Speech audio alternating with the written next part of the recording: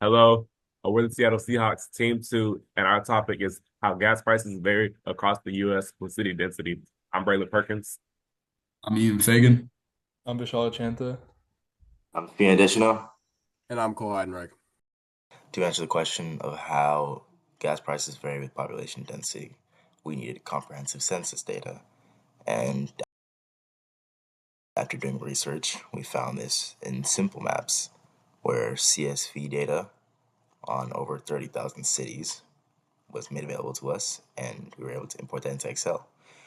We then formatted the data to only comprise of the most.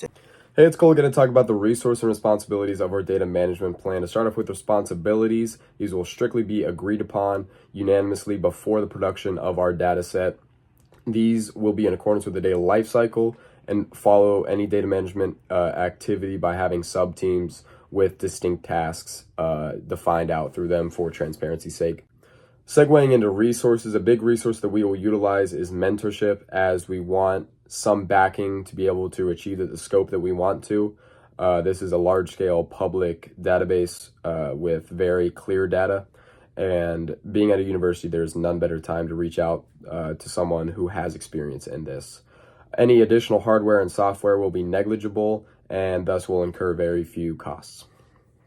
And our data was very easy to document and understand the metadata behind it, due to the fact that our data was all public on the domain by the U.S. government and AAA, which gave us the city densities and the gas prices respectively. Then we were able to create a README file, allowing the reader to understand every part of our drive and our data and how it was organized, and then also a summary file, which allows the reader to understand our processes that we use and the results that we got from those processes. And there are no IPIR issues as well, because everything was public on the domain. So yes, thank you.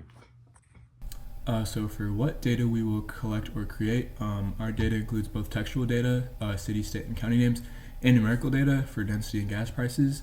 We decided that we were going to store this data in CSV files in order to provide ease in analysis, and because CSV files are super compatible with data analysis software and tools such as Python and Excel. And then we decided we're going to store our data in the cloud, either using OneDrive or Google Drive for long-term access, and also because these cloud services ensure security. We got our data for the gas prices from AAA, which is a publicly available online data set, and our data for population density was from an online US cities database. And for how our data will be collected or created, our data is going to be organized in a clear, easy to understand fashion with root folders and subfolders. And to ensure clarity, we're going to have a clear file naming convention. And then we're going to use software such as Git to track the changes that are made to our data in order to maintain integrity. And then at the end of all this, we're going to create a README file, which will include metadata describing the data set and store this in the root folder. I worked on the group's storage and backup for the DMP and the selection and preservation. And I created a comprehensive plan to secure the data, make sure that it has that it's secure, accessible, and relevant throughout its whole entire life cycle, along with making sure that the data is managed correctly and only the authorized people can access it to ensure its security.